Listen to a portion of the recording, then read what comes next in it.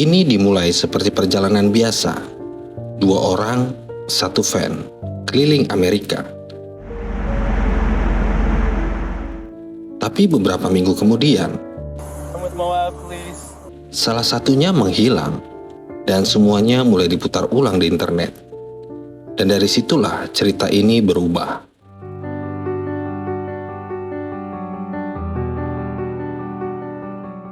Di awal 2021, Gabby Petito dan Brian Laundrie masih berada di Florida, menjalani hari-hari sebelum perjalanan mereka dimulai. Mereka bersiap meninggalkan rumah untuk sebuah perjalanan panjang. Sebuah van putih sudah mereka siapkan sebagai rumah sementara. Dan hari itu, mereka benar-benar mulai perjalanan keliling Amerika.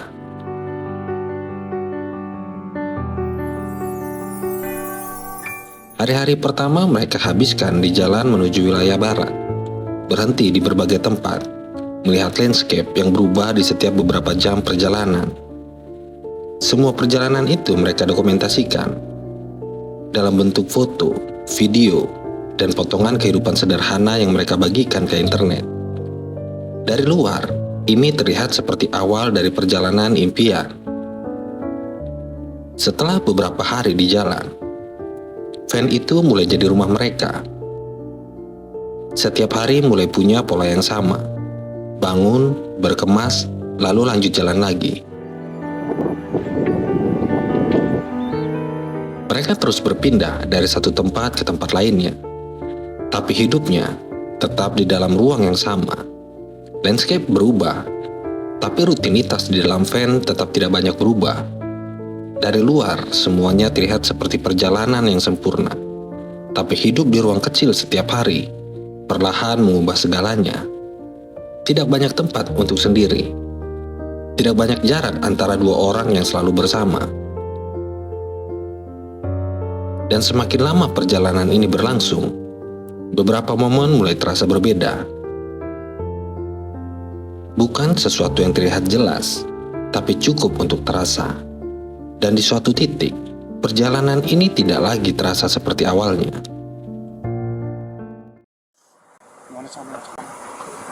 Yeah, I don't know. It's just some days I have really bad OCD, and I was just cleaning and straightening up back of the van before, and I was apologizing to him and saying, "I'm sorry that I'm so mean, because sometimes I have OCD and sometimes I just get really frustrated. Not like mean towards him. I just I guess my vibe is like I am like in a bad mood."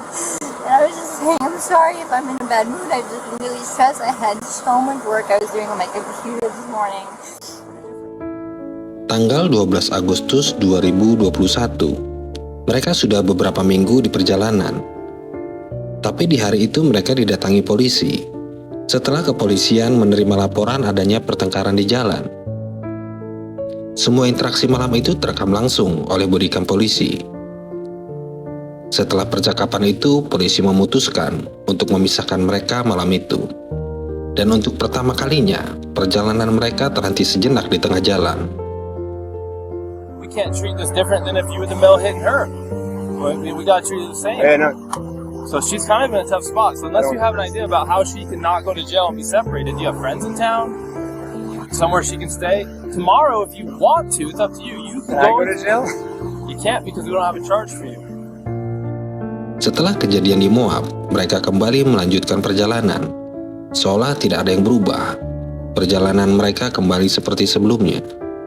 Pindah dari satu tempat ke tempat lain. Berhenti, lalu melanjutkan lagi. Dan di internet semua masih terlihat normal. Foto-foto yang mereka bagikan tetap terlihat seperti perjalanan impian. Tapi di balik layar, komunikasi mulai terasa berbeda. Pesan-pesan yang dikirim tidak selalu mendapat jawaban seperti sebelumnya, dan percakapan yang dulu mengalir mulai terasa lebih pendek. Namun di luar semua itu, perjalanan tetap berjalan.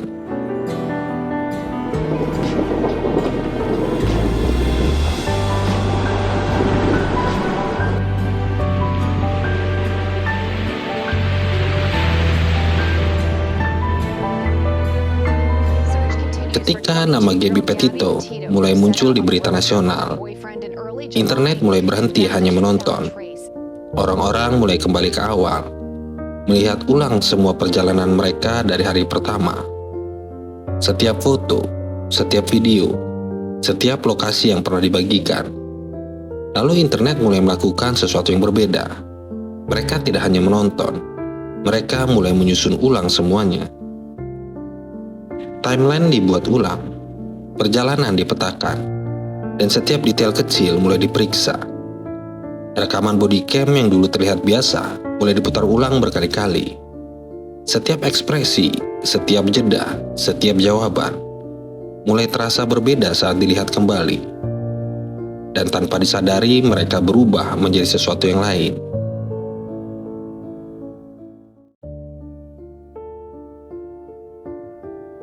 Setelah video dari Split Creek mulai tersebar di internet, arah pencarian mulai mengerucut ke satu lokasi. Tim pencari dan FBI langsung bergerak ke area tersebut, mulai menyisir hutan, jalur camping, dan area sekitar sungai. Sementara itu, jutaan orang mengikuti setiap perkembangan secara langsung. Setiap jam terasa seperti menunggu jawaban baru. Area yang dicari sangat luas, hutan, sungai, dan jalur camping yang sulit dijangkau.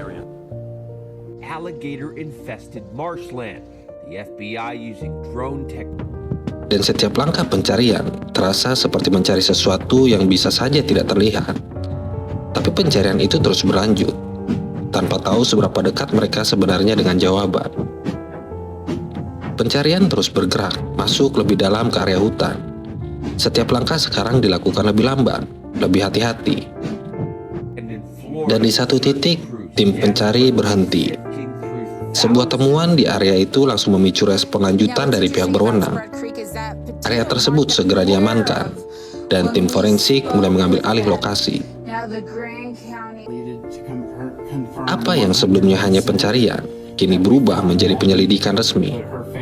Berita mulai menyebar dengan cepat, dan internet kembali berhenti sebagai penonton. Kali ini menunggu konfirmasi.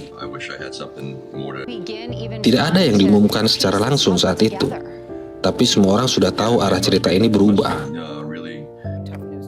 Beberapa saat kemudian, pihak berwenang mengonfirmasi identitas dari temuan di Wyoming. Dan dari titik itu, tidak ada lagi ruang untuk spekulasi.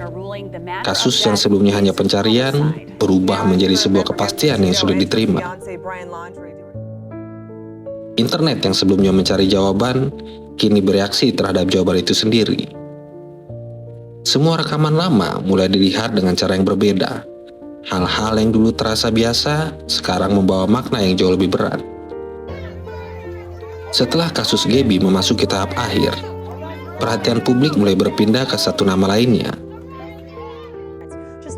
Brian Laundrie dilaporkan tidak diketahui keberadaannya. Dan sejak saat itu, tidak ada yang benar-benar tahu kemana dia pergi. Pencarian kemudian difokuskan ke kawasan Carlton Reserve di Florida. Area rawa-rawa yang sangat luas, sulit dijangkau, dan penuh jalur yang tidak jelas. Tim pencari mulai menyisir area itu secara besar-besaran. Namun kondisi medan membuat pencarian menjadi sangat terbatas.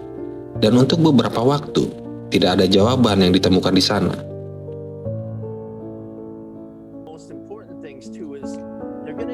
3 minggu setelah pencarian dilakukan, area itu masih disisir oleh tim pencari. Hingga akhirnya, beberapa barang ditemukan di kawasan tersebut. Dan setelah pemeriksaan dilakukan, pihak berwenang mengonfirmasi bahwa temuan tersebut berkaitan dengan Brian Laundrie. Dengan itu, pencarian yang berlangsung selama berminggu-minggu akhirnya mencapai akhir. Tidak ada lagi tim yang menyisir area itu seperti sebelumnya. Hanya sisa dari sebuah cerita yang sudah selesai dicari. Kadang kita lupa, hidup yang terlihat indah dari luar belum tentu sedang baik-baik saja di dalam. Perjalanan mereka bukan cuma soal tempat yang dituju, tapi juga tentang 2 orang yang hidup dalam ruang yang sama, terlalu lama tanpa jeda. Dan kita tanpa sadar ikut masuk ke dalam cerita itu, menonton, menebak, menyusun potongan, Seolah kita bisa memahami semuanya dari layar kecil di tangan kita. Tapi pada akhirnya, tidak semua cerita bisa dipahami sampai tuntas. Ada hal yang tetap menjadi milik mereka yang mengalaminya. Yang tersisa buat kita mungkin sederhana, bahwa tidak semua perjalanan harus selalu terlihat sempurna untuk dianggap nyata. Dan mungkin yang paling penting bukan apa yang kita lihat, tapi seberapa jauh kita belajar untuk berhenti sebelum terlalu dalam masuk ke dalam hidup orang lain.